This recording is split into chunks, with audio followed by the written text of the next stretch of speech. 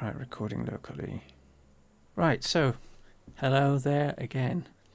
So this is being recorded locally because it looks like the connection is not particularly stable.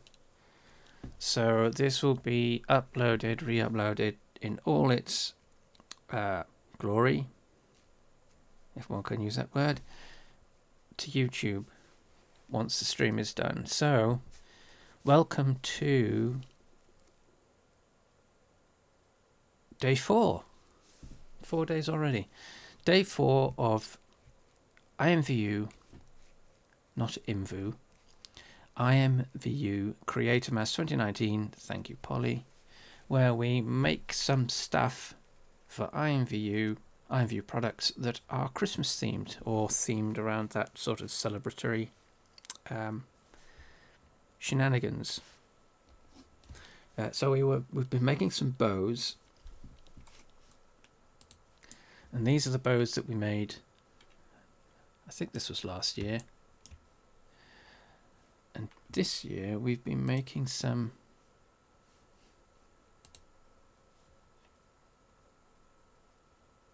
let that load up, there we go. We've been making some other bows in Blender 2.80 because although although we can import or open old Blender files into IMVU. Oh, actually, that'd be something to try. So, if you've made your products or if you've made meshes in Blender 2.70, we've talked about this before in one of the previous streams. But in the old version, 2.79, you could apply your textures directly to your meshes. Oh, it's not there. Okay, so that will be UV Image Editor. You can apply your textures directly to the UV maps without there being a need for a material. In Blender 2.80, we can no longer do this, so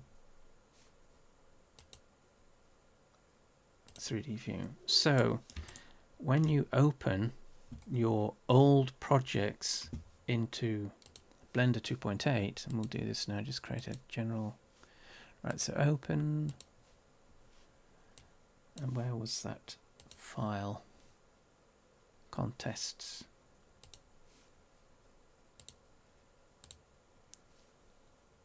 Contests, and that was number 4.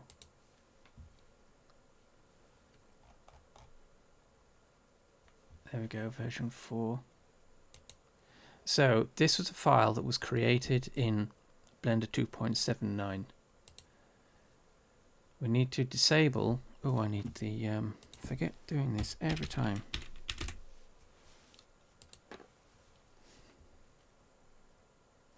So the file dialog box that opens in 2.8 is this overlay.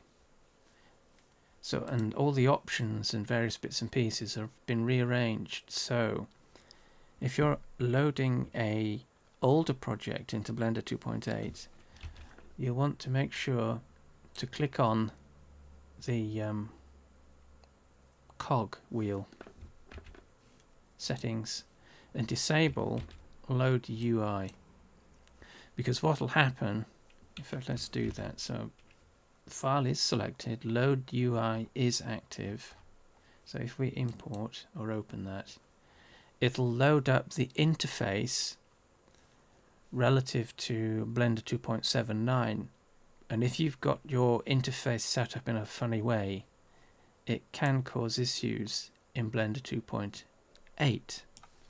So when you are opening old files, old projects, settings, disable load UI. So select the file. Where's it gone? Number 4.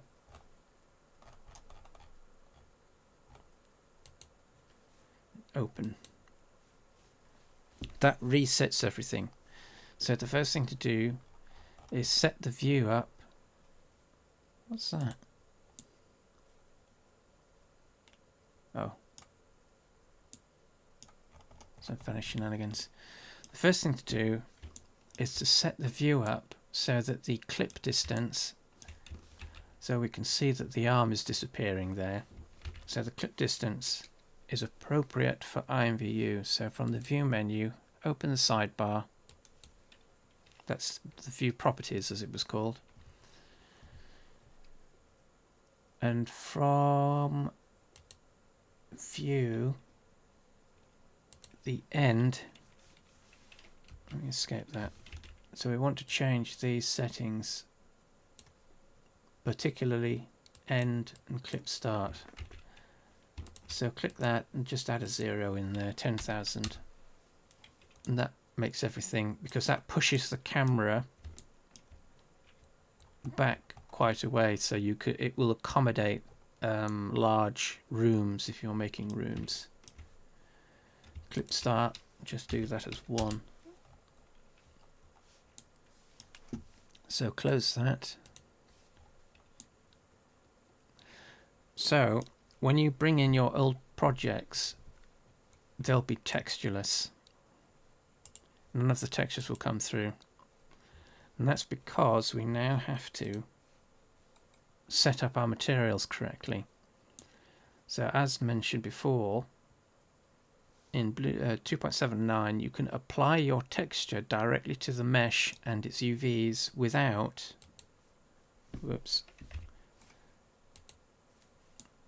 without a material. So this object now has no material associated with it, but the texture still appears. We can't do that in Blender 2.8. So we can have materials, but the textures that are assigned to those materials, because we've brought in the same file as this,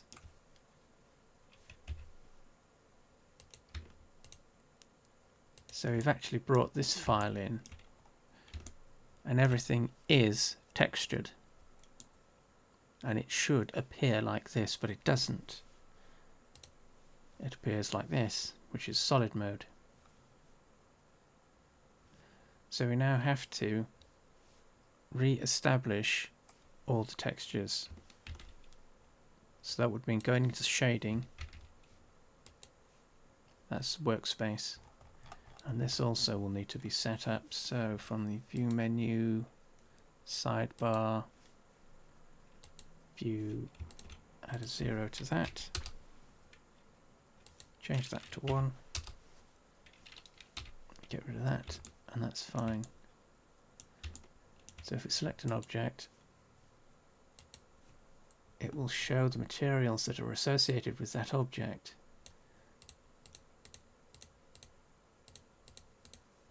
What's that funny line there? Looks like a rendering error.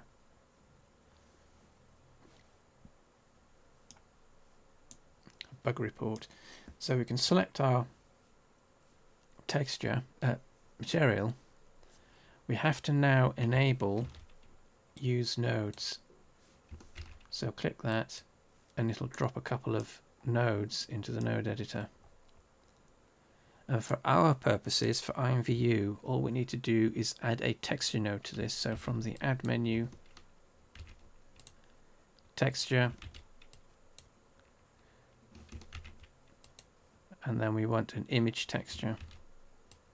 That's that one. That's all. Drop in a node, so click to drop that into place. We can connect that, so left click drag the color node to the base color input node. It'll make the mesh go black. And then what we can do is search for the appropriate texture.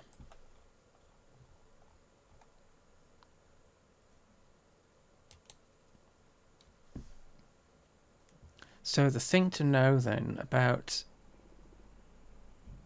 Blender 2.8 and old files is that it is loading everything to do with the project from 2.79. So it is loading in all the textures, all the material references, all the meshes, everything. But because the material system has changed now, it means that the materials will have to be re-established in terms of connecting the texture, the image,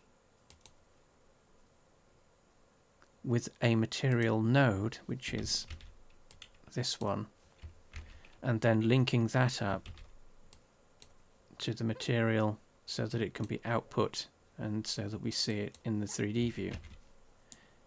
So you'll have to do that for all your old projects if you're bringing in old projects into Blender 2.8. Unfortunately, there isn't a way around this because it is a hard limit, because the old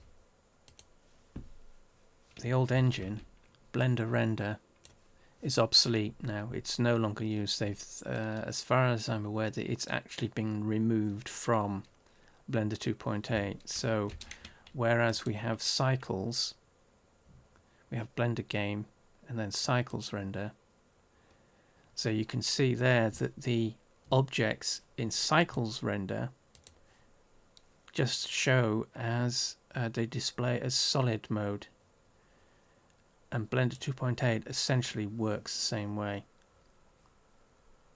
So Blender Render has gone, which means old files now need to have their materials re-established.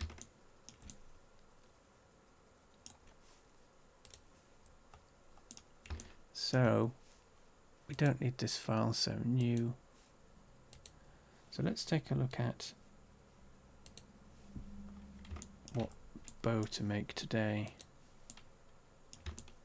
So the bow we've been making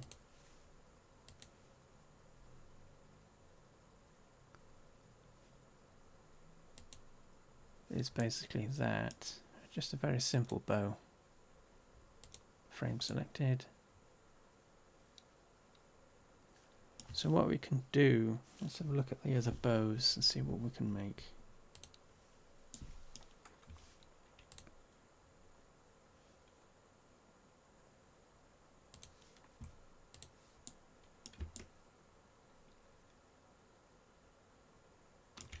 Let's try this green one that's selected.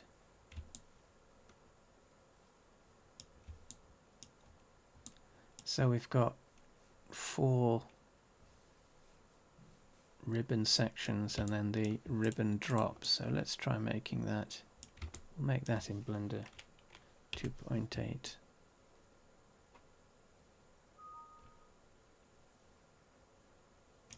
Right, okay. So, new project, general, and as before, the bow starts off, so switch to edit mode, and then face select. So those are our selection tools, and we want to get rid of 3 of these. So that's click, shift click, and then delete, mesh, delete. We want to get rid of the faces. So we always start with this C shape.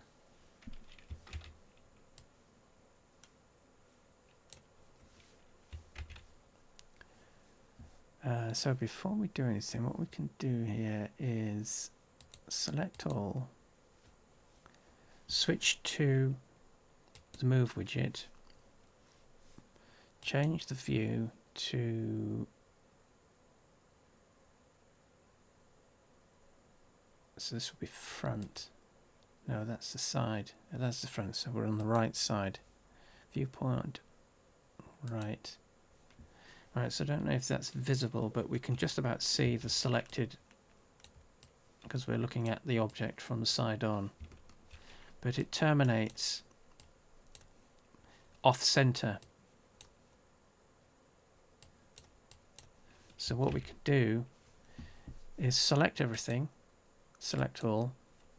Using the move widget, we can just hold the control key down and then left click. I don't know how visible this is. Left click the green arrow of the widget. So control, left click drag, and that snaps us to the grid, and we can watch as the ends are moved so that they stop on the center. This just makes it easier later on if we duplicate this. Oh, we will be duplicating it. It then means that the object's behavior as we manipulate it is relative to the origin point, which is here, which means that the edges will align themselves to the center of the grid. It just makes it easier later on. So switch selection to edge, select that front edge. We're still in the move widget. Drop that down. That's fine. And then we want to add our loop cut down the center. And remember, what we're actually doing is splitting an edge. So whatever edge the mouse is over, the tool will split that edge and create the loop. So over the horizontal edges, it creates a vertical split, and on the vertical edges, it creates a horizontal split. So mouse over one of the horizontal, and we just need the one. And again, the tool doesn't disable itself if you click the tool icon. You have to switch to either a manipulation widget or another tool. So I don't know if that'll be addressed later on in later versions of Blender. So we've got our loop cut. What we can do now is, oh no, we can remain in edge mode. So select our edges and just that's not an indentation. Is that an indentation? Indent them. So we're creating a very rough ribbon shape, the curve that ribbon often takes on.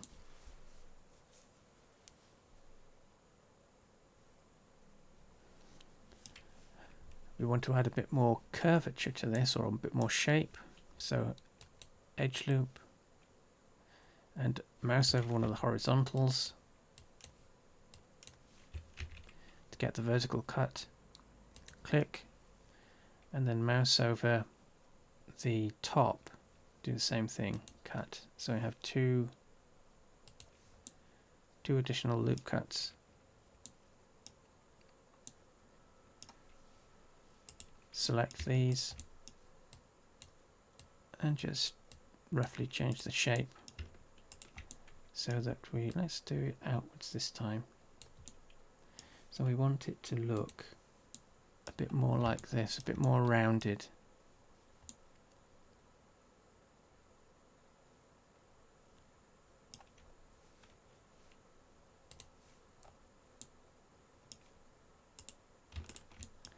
So select our edges and shape the ribbon as we want it to be.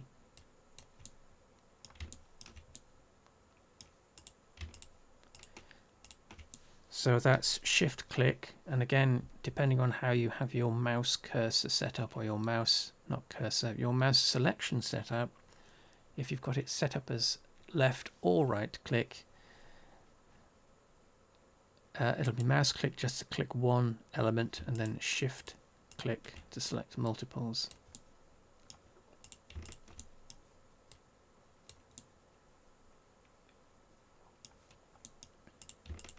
Whoops.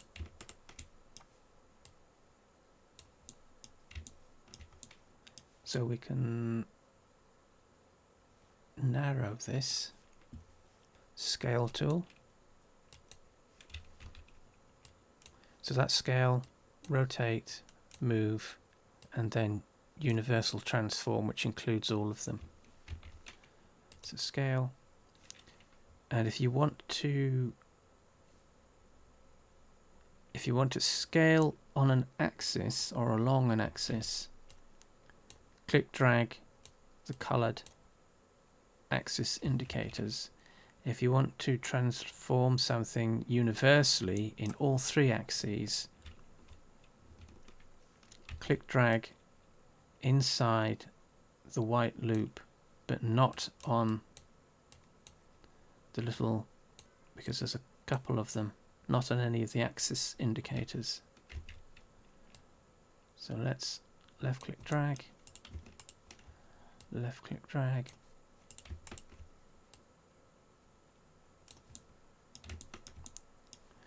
So that gives us something a bit more ribbony shaped.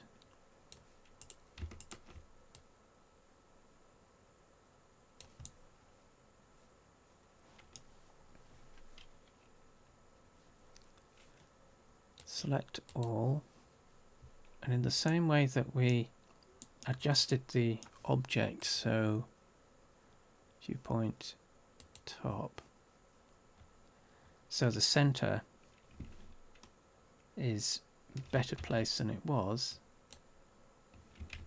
we can also do the same thing to the height of the object. Whoops. So that's the center. I really want that to be up here. So select everything. Make sure we're in the move widget. Just grab that, pull up on the blue handle.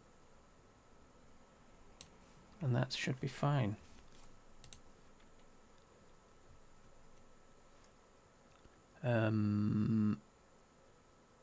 Oh, perspective also, there we go.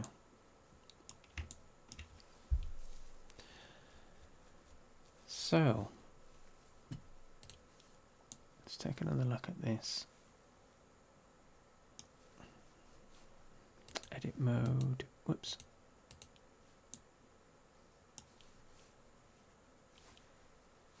Where's the thingy gone? Get rid of that.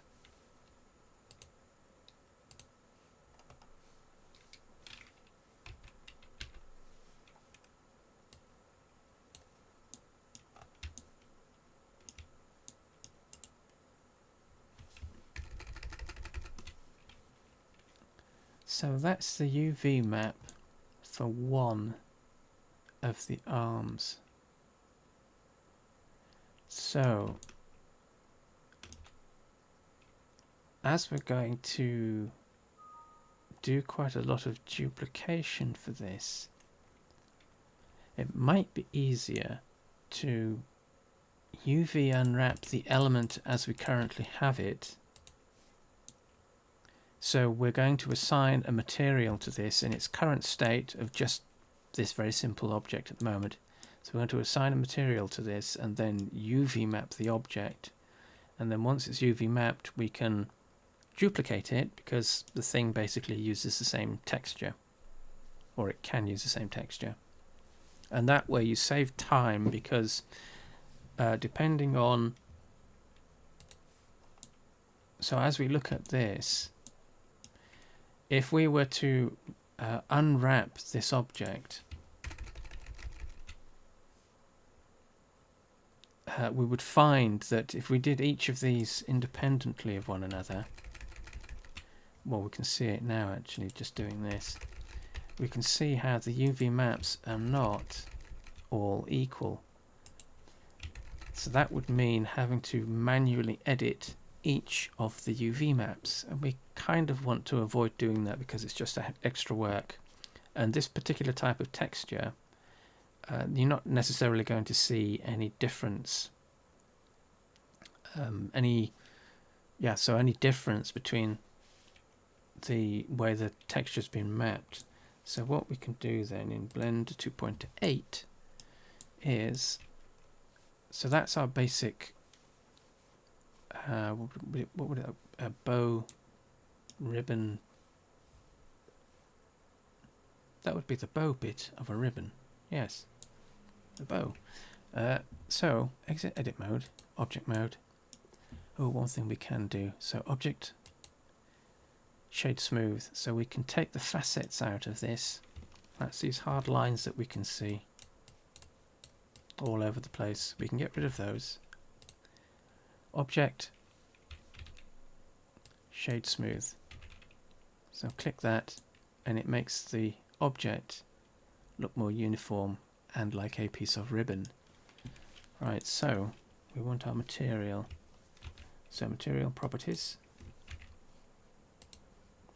It's already got one assigned, so let's just rename this material, ribbon, square bracket 0, close square brackets. So that's our IMVU compatible material. So we need to edit this material. So we're going to shading workspace, and we've got our default nodes as we were talking about before, and all we want to do here is add texture, image texture, drop that in place, and then let's search for, click on open, we're going to load in our Creator Mass 2019 ribbon texture, open image, then connect. So that's appeared because the default cube has a very basic UV map assigned to it. So what we're going to do next, now that this is in place, so this is our very basic material, don't need anything more complicated than this for IMVU. So what we're going to do next is go into UV editing and sort out the UV map, because that's quite horrendous actually. That's the UV map that's default after a bit of smudging and squashing and shaping. So we're going to change that. Let's enable, this is our display mode. So in the moment we're in solid, but we want to be either in material preview or render. Material preview is okay for this.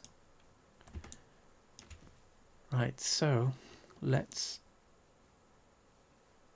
UV unwrap this. So from the UV menu,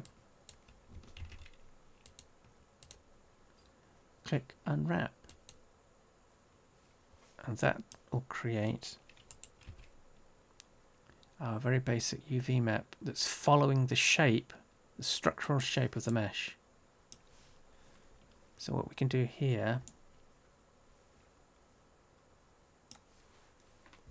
switch to, and we've got selection modes, whoops, we've got selection modes that are similar in edit mode. So this is our UV image editor selection mode tools, and this is our 3D view. So we've got Vertex,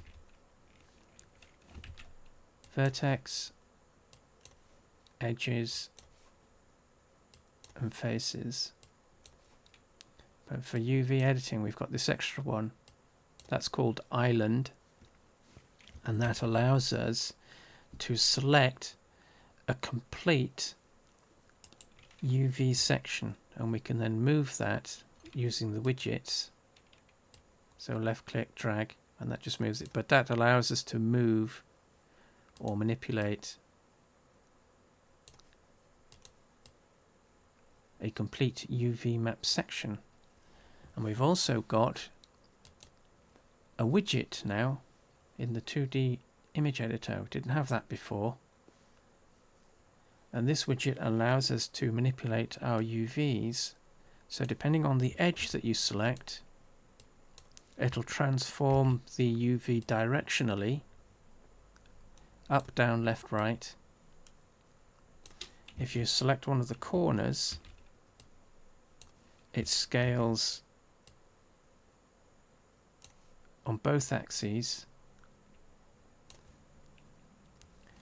then if you click on the little node that's sticking out, it'll rotate the UV. And then that little X in the center is what you click to transform, or what's the word? Strafe, for those FPS players amongst you. Pan. Just basically move the widget and the UV map. So let's just do that again, just reset. So UV, unwrap. So we want to be in, will that allow us to? No, it won't. So we select Vertex, and we can click the individual vertexes, and if you watch what's happening in the 3D view as we do this, we can see the image realign itself. So we are currently working this edge, which is along here. So that's going to wrap around onto the underside.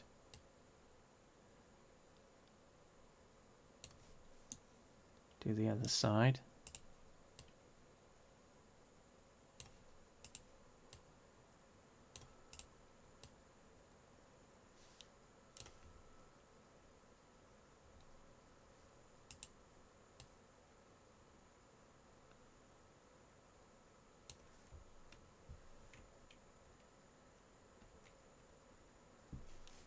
And that is our ribbon section UV mapped.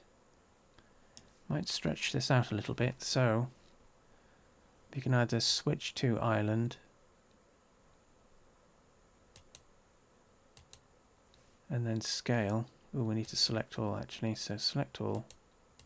There we go.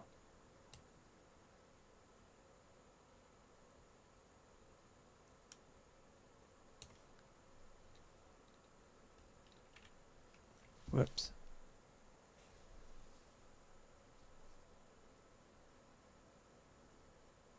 Looks like we lost the connection there for a second. But as mentioned at the beginning, we are recording this locally, so it'll be continuous. It'll be continuous when it's re-uploaded.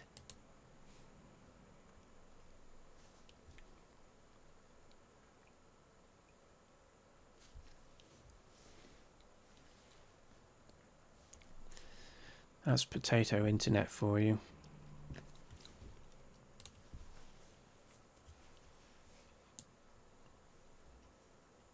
So that's one ribbon section. We can switch back to layout, enable material preview,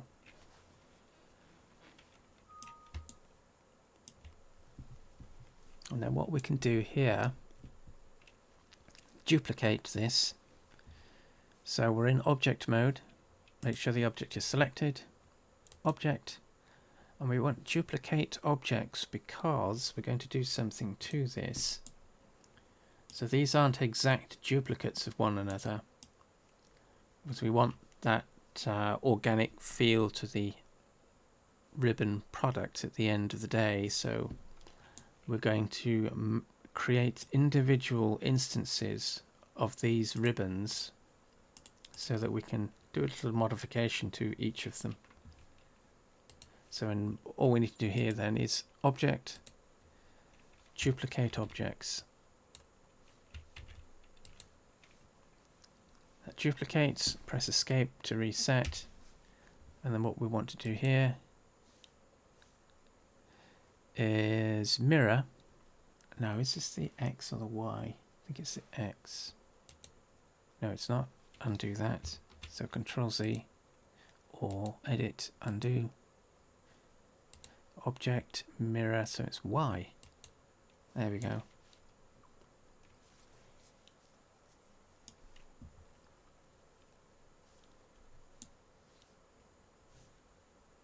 So that's a duplicate.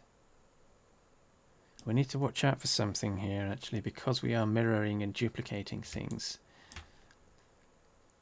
If we were to export this, the side that we've just duplicated would be inverted.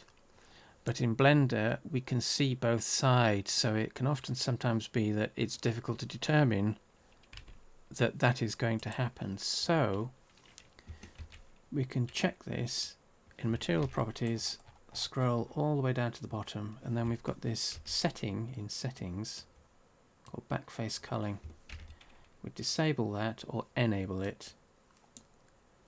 We can see that our objects are currently in the right way around, but if we make this transform that we've just applied, if we make it real, we'll see what happens. So that will be from the Object menu, Apply, Rotation and Scale. The object that we just duplicated inverts itself. So we need to fix that now, because if we exported this, as was mentioned just now, if we exported this object as it was, this is what we would see in IMVU. So we need to fix this. So edit mode, make sure everything is selected, and then in mesh we want normals and then flip. So normals and then flip. So that flips those. And let's play around with the UV map as well whilst we're here. So UV editing.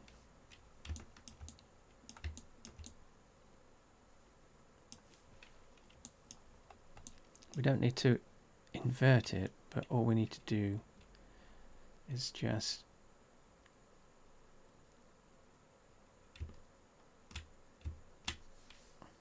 oh, that's interesting. I didn't know it did that. Oh no, that's snapping to the grid. That's right.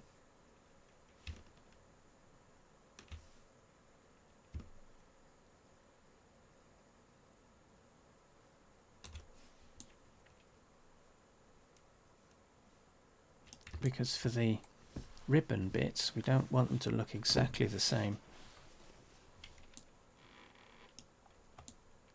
So that's 2 done. Layout. So what we can do now is select both of these, so that's shift click, and then duplicate both of these objects. So object, duplicate objects. Escape, and then rotate these using the rotate widget. So I have to be careful with this.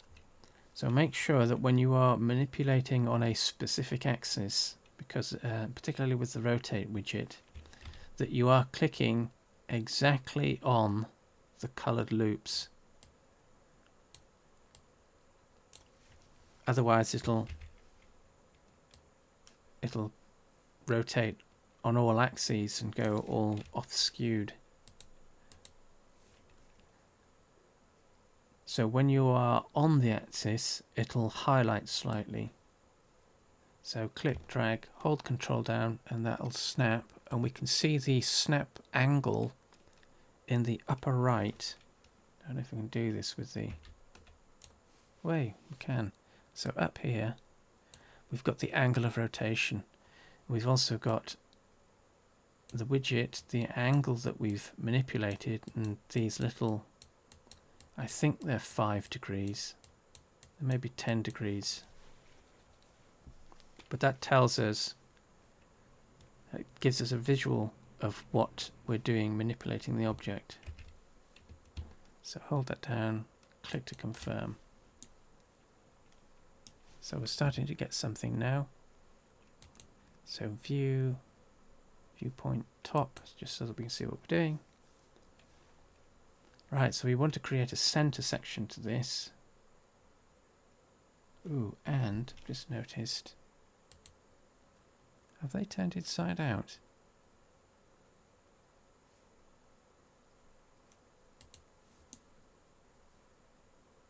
Oh, that was an optical illusion.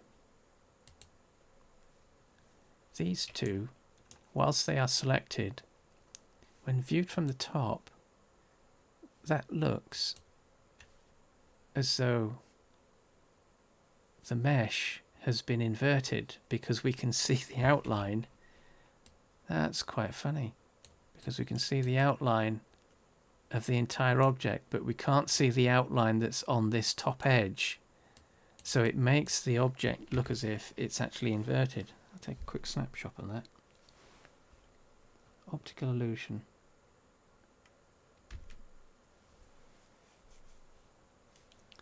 Drop that into photo editing program.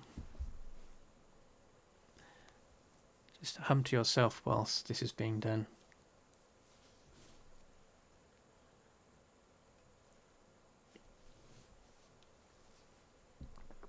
That was quite funny. Didn't realise it would do that.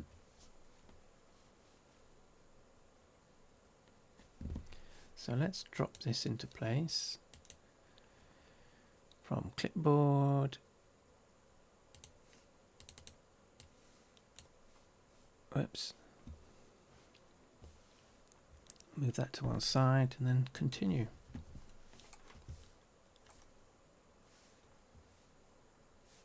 So where were we?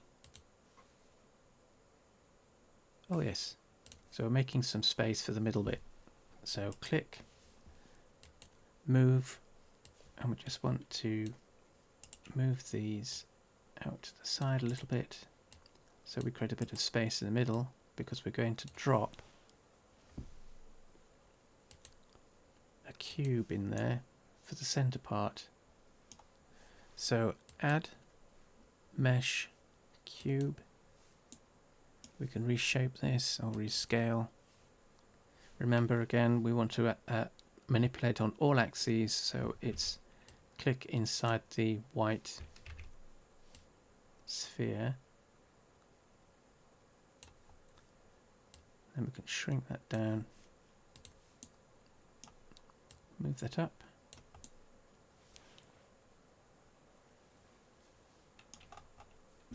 Edit mode, add 2 loop cuts.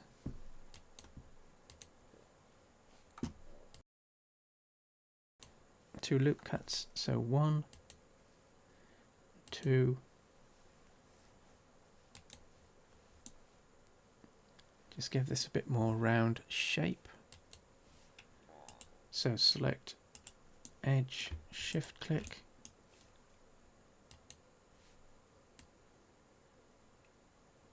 scale outwards, shift click,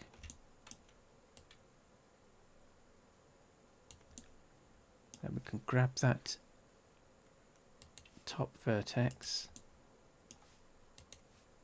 and just pull that up, shrink the top. Could have done this before we added the loop cuts, no matter.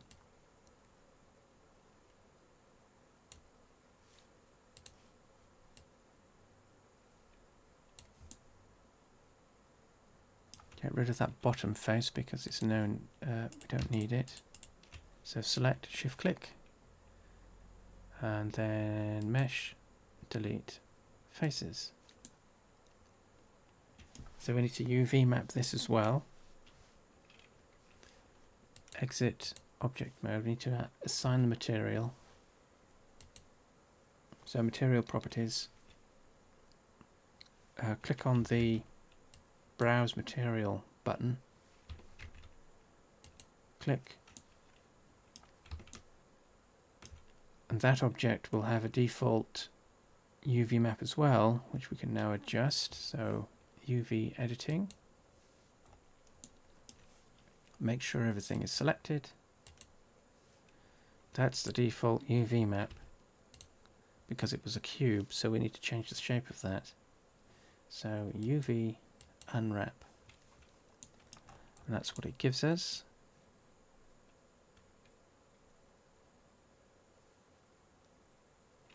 But we can also, because we scaled the object, this is one thing to watch out for. Every time you scale the object in object mode,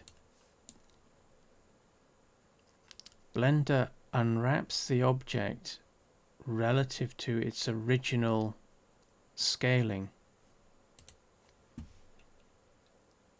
So 111. This has now been changed, so I don't know how easy those are to see. So it now says 676, 676, 313. So those are different scale values. So we need to adjust those before we get a proper unwrap. So select our object, apply rotation scale, and now if we unwrap this, edit, UV unwrap. So if we watch, let's draw over the top of oh no, it'll disappear. So if we note that this small section, that's these top faces, that should change shape. Made it a bit bigger and more uniform. So where's the edge? So there's the edge. Whoops.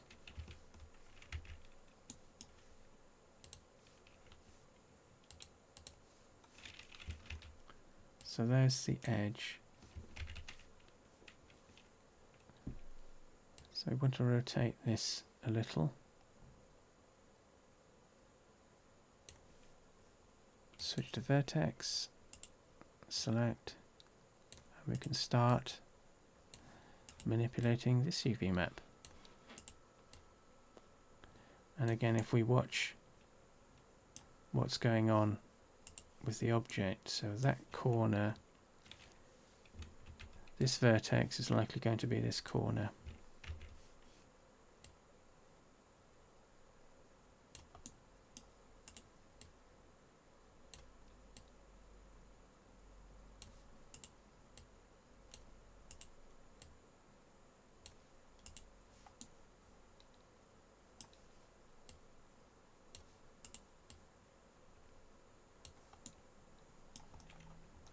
So that's the center section.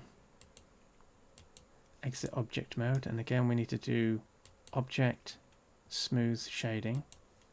So that smooths all the surfaces. Need to adjust that material actually because it's too shiny.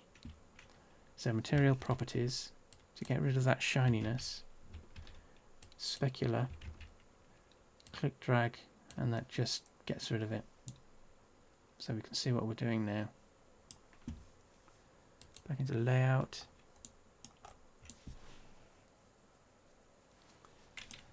Let's just make sure that all of these are set so that they face the right way. So origin, object, apply, scale rotations, that's fine. Right, so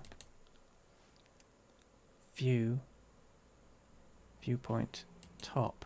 Right, so that's the top. Because what we need to do now is add these drops. They go right under the mesh.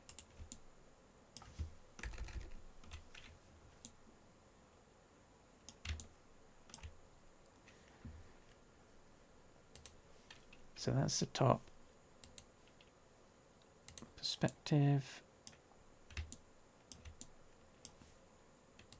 Select none. We're going to add, simplest way to do this would be to add mesh plane. So switch to edit mode. Edge, grab that bottom edge and just pull that down so we get a very basic shape. Just make sure we are in top view, so the ribbon drops down from the thing. So viewpoint top, yes we are. Okay.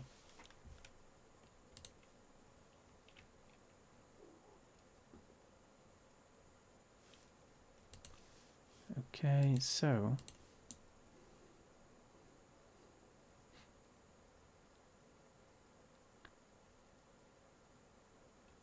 so let's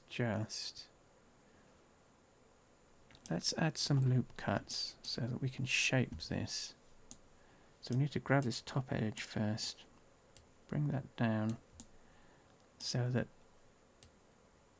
doesn't have to be exactly in the middle, but that's where its origin point. Make that a little narrower at the top.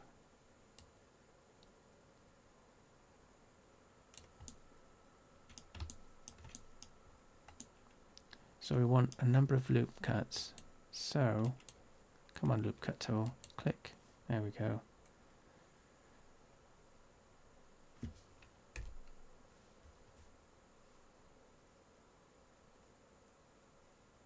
So we want, where's the, oh, well, that's how you do it now.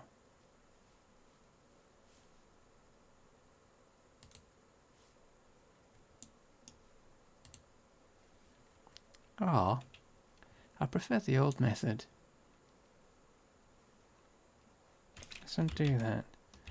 So what the tool is doing,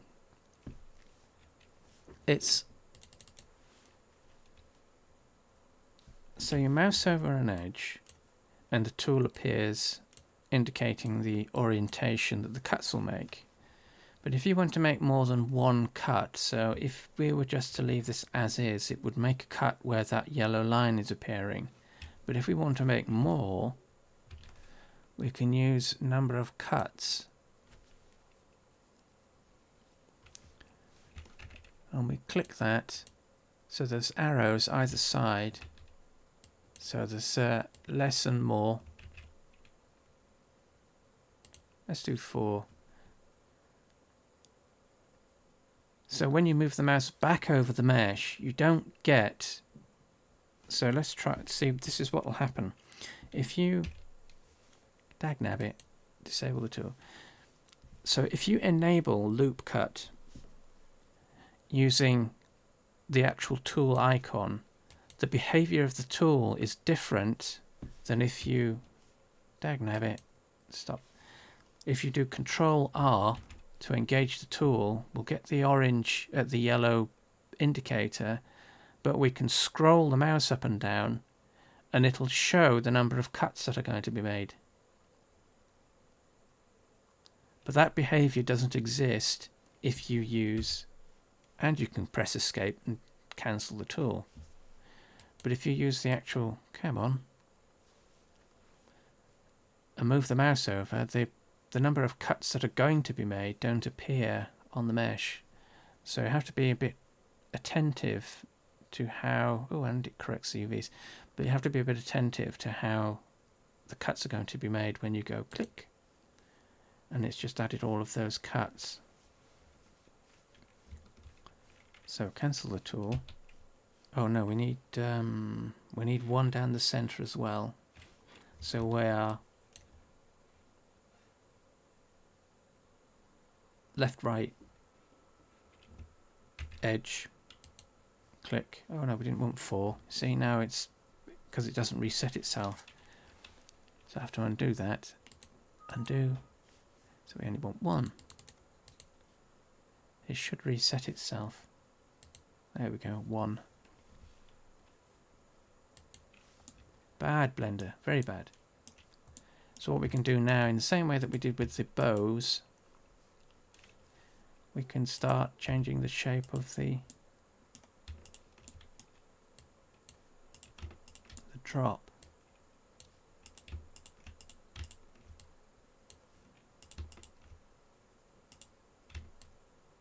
Whoops.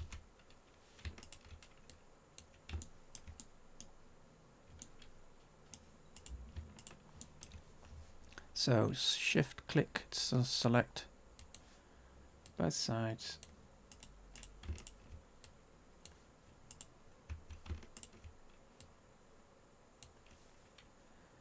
Vertex, grab this center vertex. Whoops.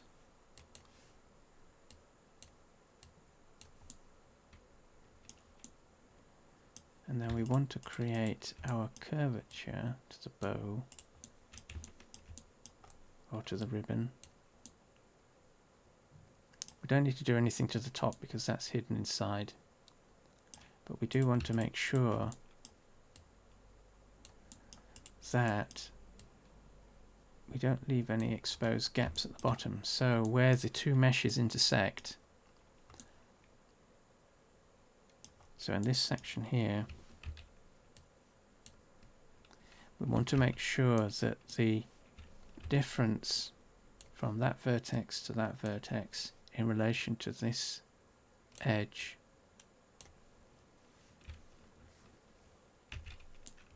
gives us enough overlap that we don't have any gaps. See, there's a gap. If it's too low, there's a gap there. There's a gap exposed here. So we want to avoid that. Let's close that.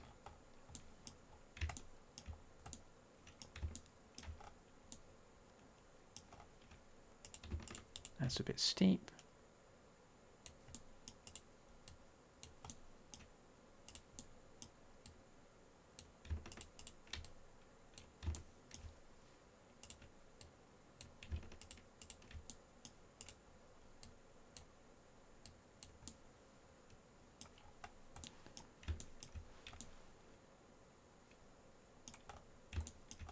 Oh, and also, if you add vertex painting to this, if you vertex paint your mesh, we're going to need to make sure that we compensate for color placement.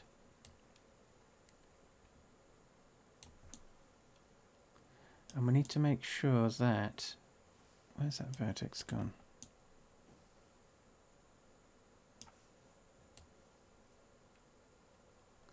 So we talked about this in yesterday's video.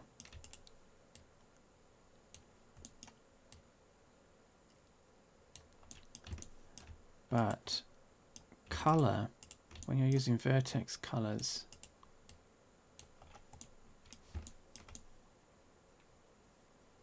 you're not actually painting faces. Let's scale that a little bit. You're not actually painting faces. The color is dropped on to vertices. So each vertex, if you paint on all the vertexes of an object, the color values are located essentially at the vertex. So that means that color bleeds along an edge until whatever value, the default is white, so whatever value is at its neighboring vertex, the color will bleed and fade and change depending on the color value. So if there was green at this one, blue at these, no, if there was a yellow at this one and blue at these, it would turn green somewhere in the middle. Whereas if there's just white, it'll just fade out to a paler yellow. But the thing that you have to watch out for is that if you bury your meshes too deep, so this vertex is about as close as we can make it to this outer surface, this purple surface. So the vertex is buried just about there, and it intersects the surface. That gives us a little bit of room, because what we want to avoid doing is having too much of a disparity between the vertex points and the color that's bleeding towards the different points. Because what can happen is, if we have the same color value at this point, this point, this point, and the point that's below there at that point. So if all of these had the same color value,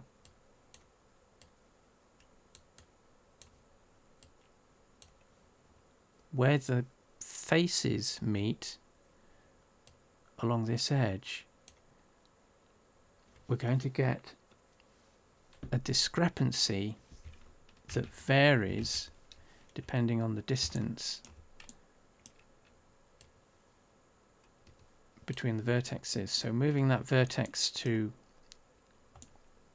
well inside the mesh. So let's drop it back here.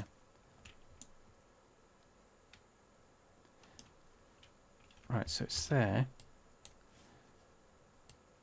So that distance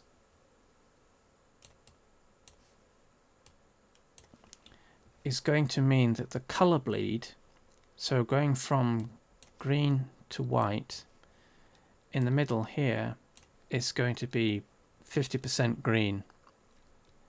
But if we go from green, so that face was, that'll be about there, I guess. So the midway point is actually up here. So on this edge, the color bleed is about a third. Is that a third? No, it's a quarter.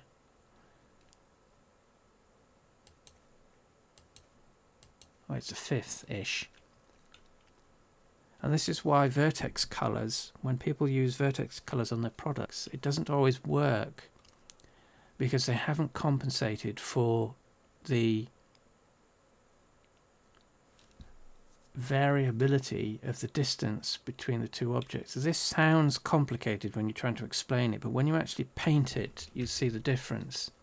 Because basically what's going on here is that there's 50% green along this edge that terminates at that point, but on this edge there's only 20% green. So what will happen is at this point you'll get a color disparity between the two, and if it's it can be noticeable depending on the color, but for shading purposes,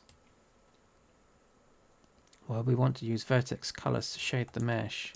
It's always a good idea to pay attention to where vertexes are placed and where they intersect a mesh. So always try and get them as close to, there we go, that's the inside edge, as close to the edge that they're intersecting. So this will all make a bit sense when we start vertex painting. So we've got one ribbon. So what we can do now is apply the material. So that's given us our smushed up. We need to object mode, object,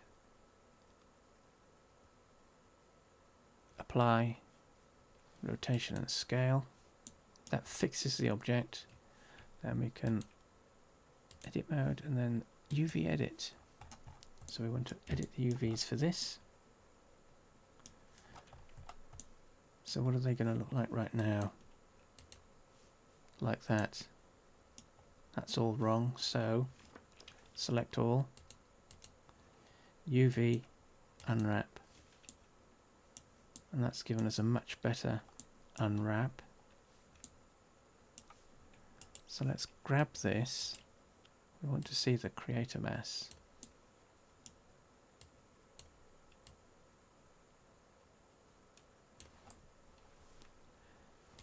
Vertex,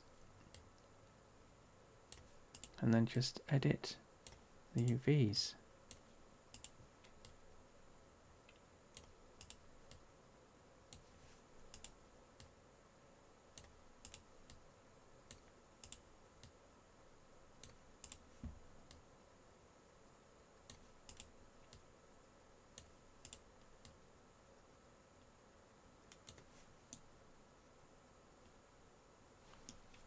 Now we have creator mass 2019.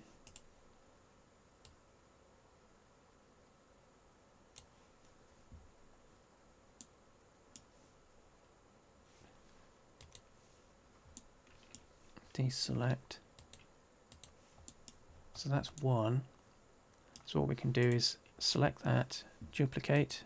So we're just doing a straight duplication. Reset.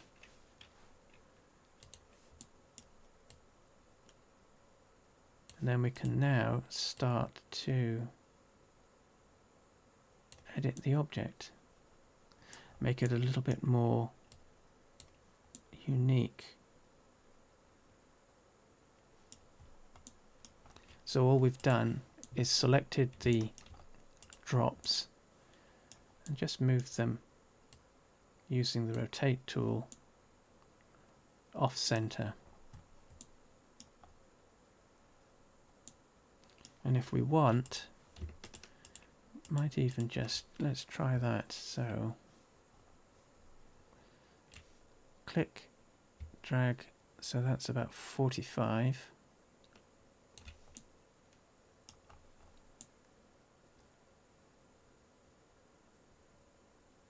We need to watch out for where the mesh is intersecting. So we're going to have to be able to see this better, we want to go into Object Properties and enable Viewport Display. We want to show wireframe for each of these objects. So this is an individual setting now, wireframe, unless you are in wireframe. But for the other modes, the global setting doesn't exist anymore.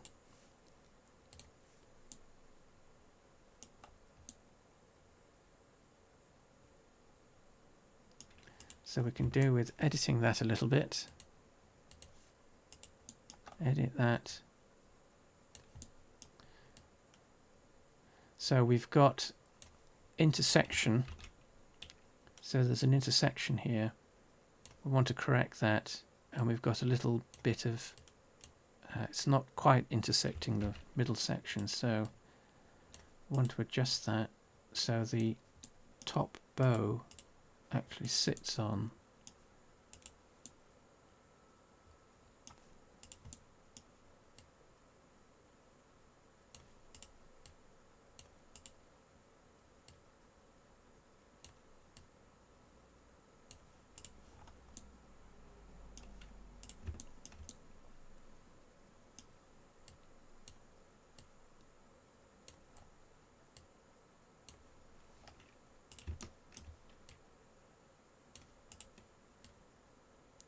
So is that underneath there?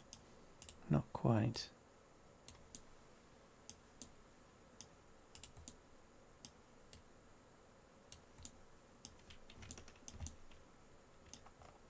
So where's that vertex? There it is.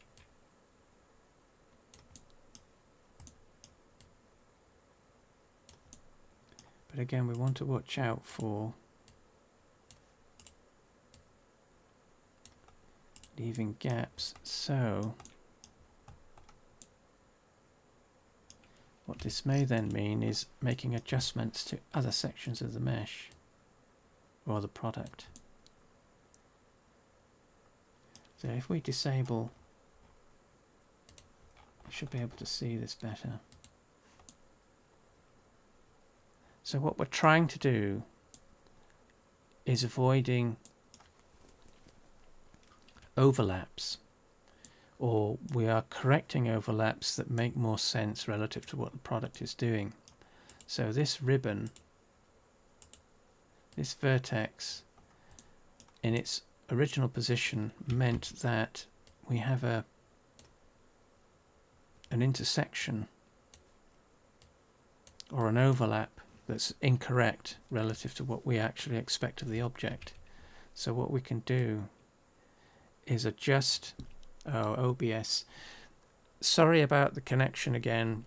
As mentioned previously, this is being recorded locally, so the upload will go up on YouTube and it'll be error free because it's just recording the screen as is being worked on. So all the dropouts that Twitch is experiencing will not be there, so you'll be able to watch it or re-watch the thing in its entirety.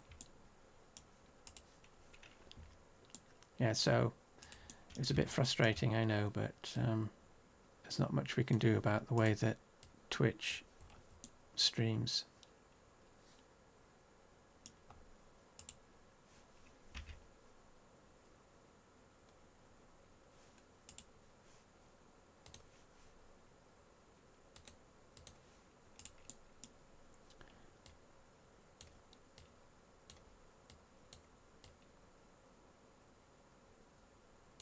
Whoops.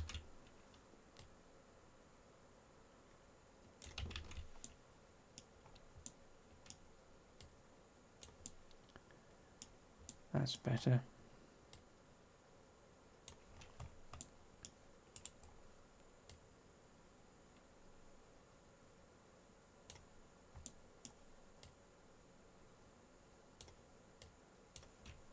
And you don't necessarily have to worry too much about distorting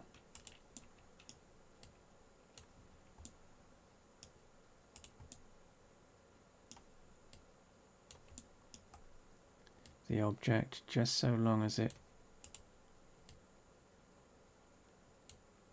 looks reasonable relative to what you are trying to do.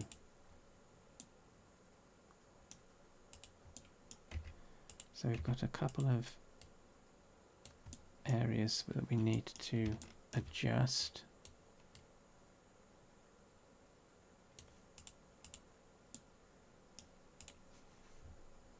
So what we can do here, because we are editing objects that are rotated non-axially, so they're off grid, we can see that the widget is still oriented to the grid. So what we can do is switch that so that it's locally using the local axis, and what that does is it changes the orientation of the widget so that it follows what the object is doing, which makes it much easier to manipulate the object.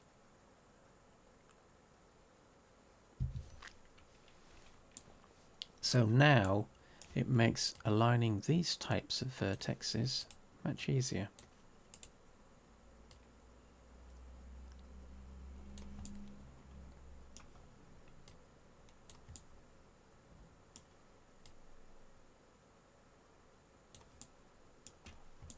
And we want to do that around the entire mesh so that we don't have any gaps.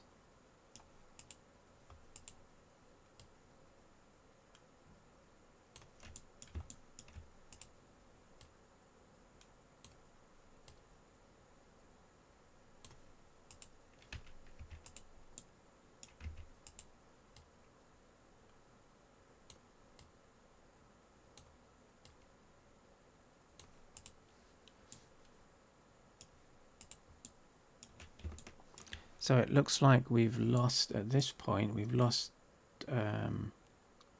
Twitch completely. So if you are watching this in playback,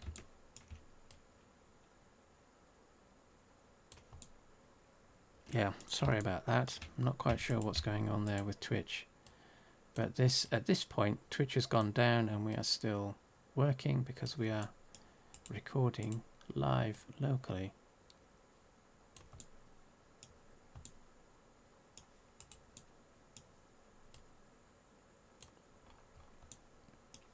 So that, we haven't even saved this yet, so exit, object mode, file, save as.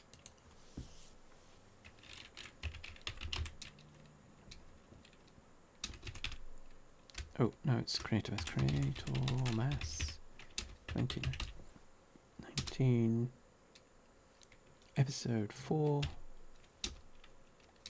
And this is just a quad, a rosette. Is it a rosette?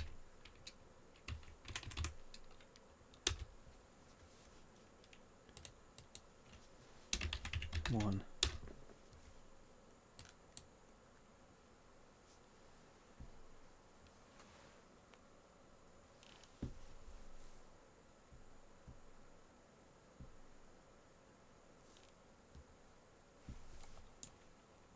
So we've got our rosette.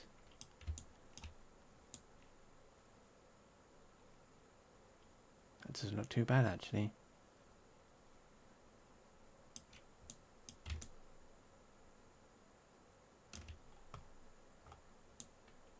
So let's make this into a chest sticky, one of those rosettes that you stick on people's chests when they win awards for something or other. So what we can do there then is just take a quick look at the old one, because that was assigned to a furniture item. So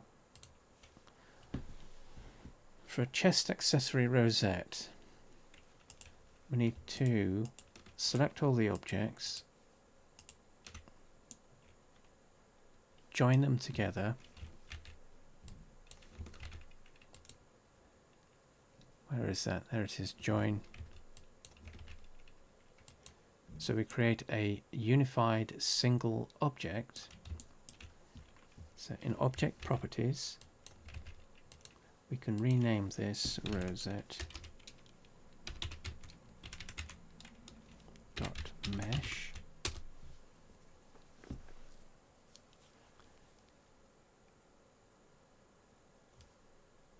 Double check everything, that's okay. Yeah. Right, so save this as a version file, save as number 2, save as. And now what we want to do is load in the accessory file.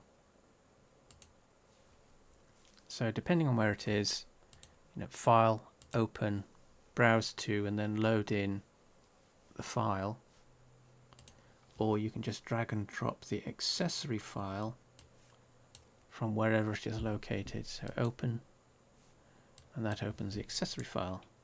So that is the accessory file with the avatar. There's a male and female version, obviously. So what we're going to do is append, file, append. We want to look for the file that we just created, which is not in desktop.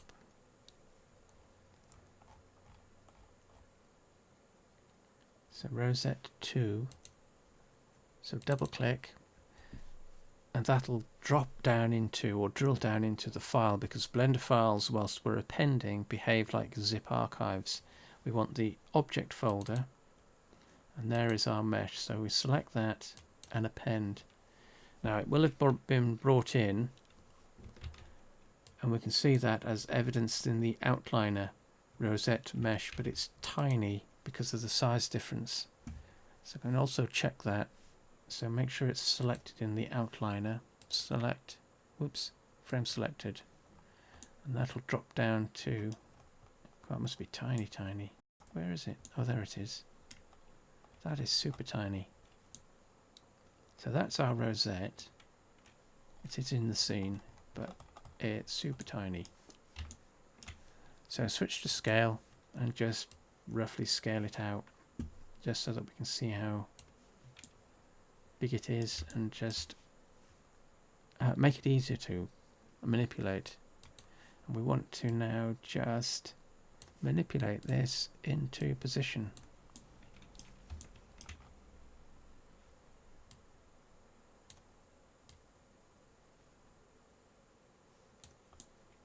Shall we make it as big as that? Let's make it that big. Then someone might flag it as an AP item. In fact, yeah, so let's try something different.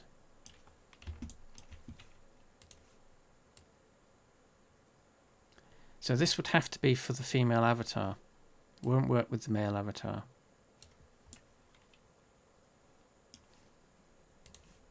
So what we're going to do is position this relative to the female avatar, and then just make some edits to this mesh that have it drooping down compliant with the shape that's being described. So we're taking account of gravity essentially.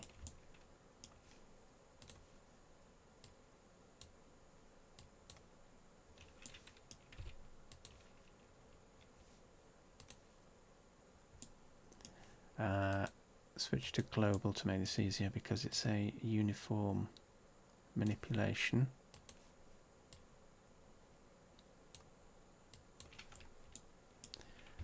So we're going to do some loop selections. For that, it'll be the Alt key, and then depending on how you've got your mouse set up, left or right click, and that selects a loop, which is a continuation. So this is a loop, and this long one, that's a loop. So all we're doing is selecting those.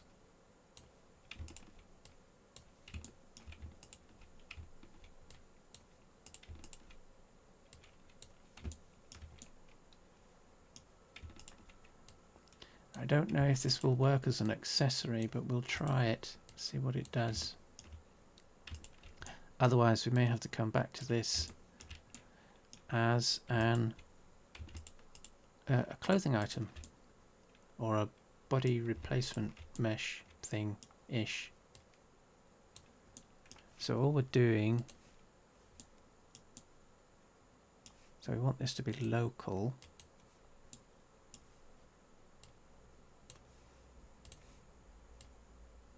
Whoops, got to be careful not to get too close to the boobs.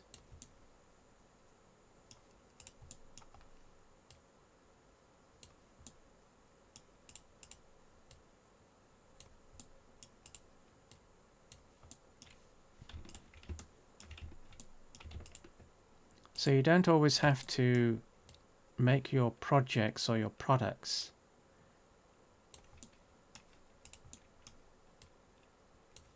in your original file. You can make the initial design in a clean Blender file, bring that into IMVU, bring that into the helper files, the dummy files for whatever item you're making, and then just make adjustments to your item relative to what it's supposed to be in IMVU.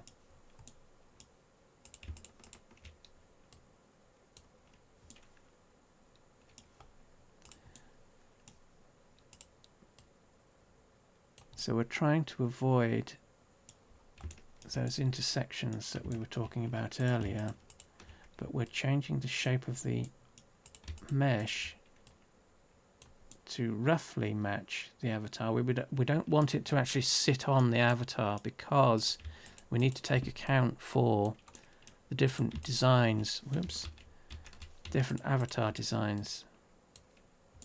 So we don't want it exactly on the surface.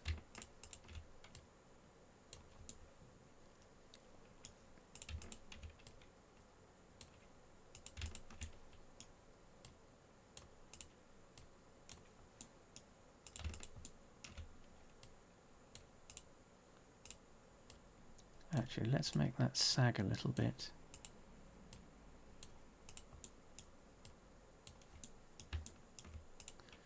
Same goes for here.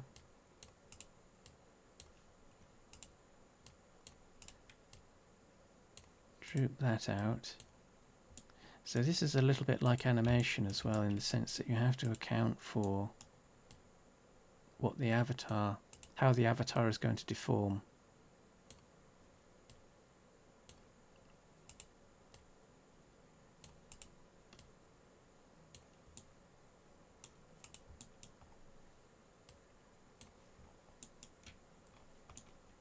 So let's go with that.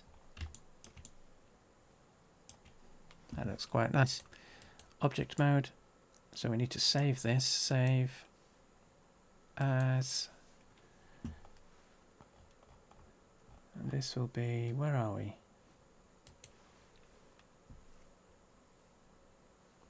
I can't believe how bad the connection's been this at Twitch, with Twitch. So this is Rosette 3. But if you watch on the replay, you'll get none of that. So save as.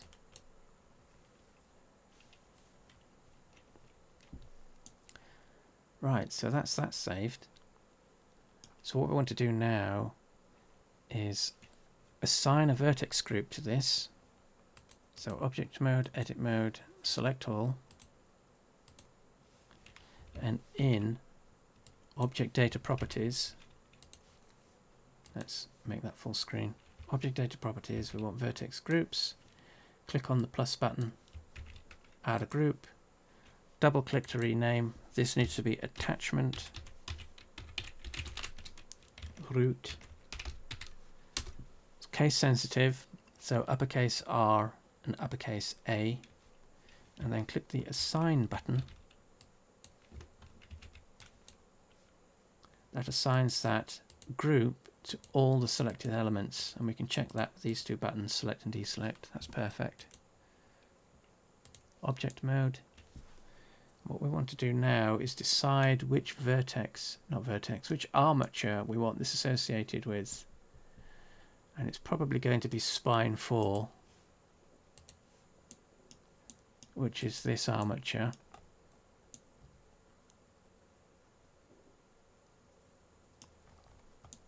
So, select the mesh, modifiers,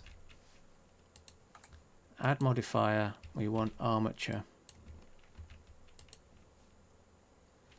Click the eyedropper and then click on the armature that we want to use. That adds it to the object that we can then check in pose mode. If we select the armature, switch to pose mode, depending on what bone's selected, so press the R key. Oh, and it's already done it, so that's okay. Because there are 2 bones per armature, well, there should be 2 bones per armature, that are a bit tricky to select in 2.8. So if you select one, this is this is attachment node and attachment root, and because we set the group up to be attachment root, that bone is the one that controls the object. And we're doing 2 things here. We're basically testing that the bone controls, that the armature controls the mesh, and that we're also checking to make sure that no parts of the mesh have been omitted from the group, which would cause the mesh to distort unduly. We want to watch out for that. So that's perfect. So we've got shading set up. That's set up. Vertex group is set up. The name is set up. We've got our material. That's set up and it's renamed. So that's okay. So save this. Save as.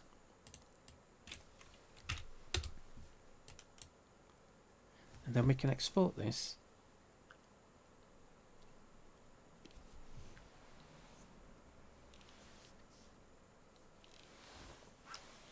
So, as this is an accessory, select None, File, Export, FBX, FBX Settings. So if you can't see this section on the right, click the cog settings button that's in the top right corner. So we want selected objects disabled. Everything else is okay. In geometry we can leave apply modifiers, that's optional, and it helps in this instance. Armatures, always disable add leaf bones. We don't need any animations because we're not using them, so disable that. Check the file name and then export.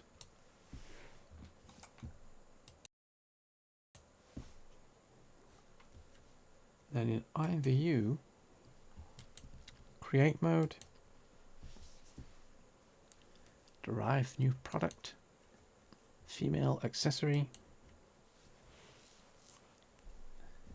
That gives us the glasses. Okay. So that's the default with glasses. So we want to import. So FBX import. This will bring in the FBX file that we just created. Load FBX.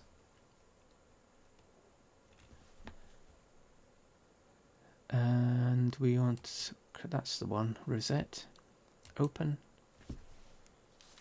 This brings up the select skeleton root dialog, and we always want, for accessories at least, to select the one that says root node, which will give us 2 bones, 1 mesh. So that's the 2 bones of the armature. So each armature has 2 bones. Whoops. So there are always 2 bones in these accessory armatures, root node and attachment root and attachment node.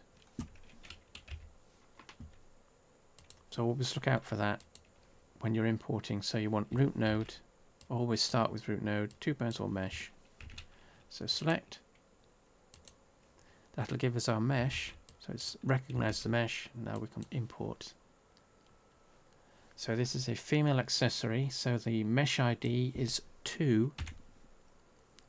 Materials OK. Apply scale. That needs to be 0.01. And we just import. So it's giving us a warning saying that it's going to write over the default material. So import, then apply changes. Whoop, and there is the ribbon, which is attached to her head bone. So we need to change that. Config, and that needs to be, double check the name is spine 04, spinny 04, spine 04. That's the attachment node. Apply changes, and there is the bow. Oh, and that works surprisingly well. Going to get a bit of clipping because of the number of bones that are associated with the torso of the avatar, but that works. So there is our bow, and you might have noticed that because we use FBX, let's just disable that for now. Because we use FBX, it automatically brings in the texture and it maps it to the appropriate slot, so we don't have to fiddle around with that. And because we corrected the orientation of the mesh, when we do two-sided, it'll now show up as two-sided and correctly. So there is our rather large Creator-Mouse 2019 Rosette. All you need to do now is save that. Creator-Mouse 2019. This is episode 4. Rosette.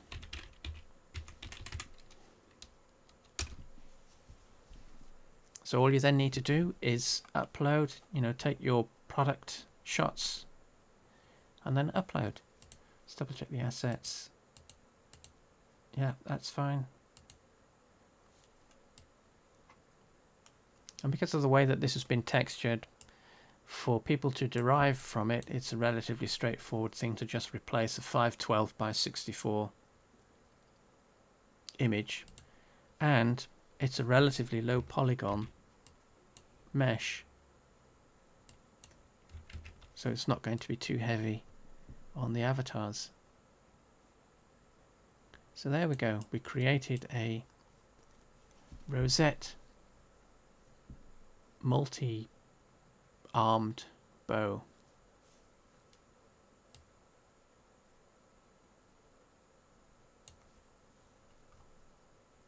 So if you want,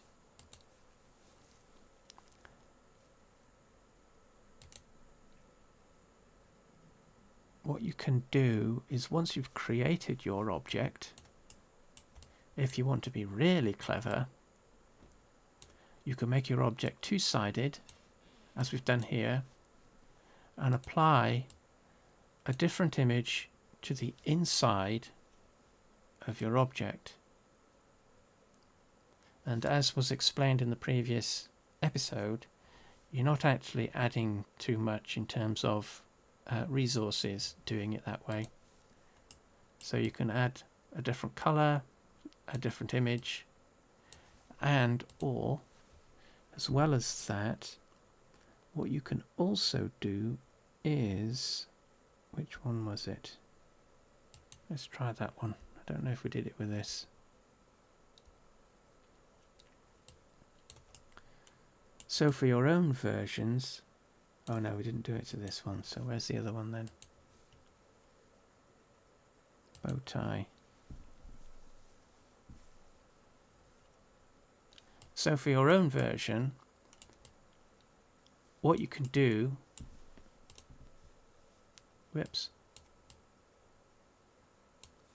is add an inside with a different texture, and you can also add some vertex painting to it, which we were talking about earlier, which we don't really have time for today. Might try that tomorrow. Continuing on from tomorrow, we might actually do this. In fact, actually, let's try that tomorrow. Let's do that tomorrow. So what we'll do tomorrow is add an inside to this. So we've got a different image or a different something going on the inside, and we shall put some vertex painting on it.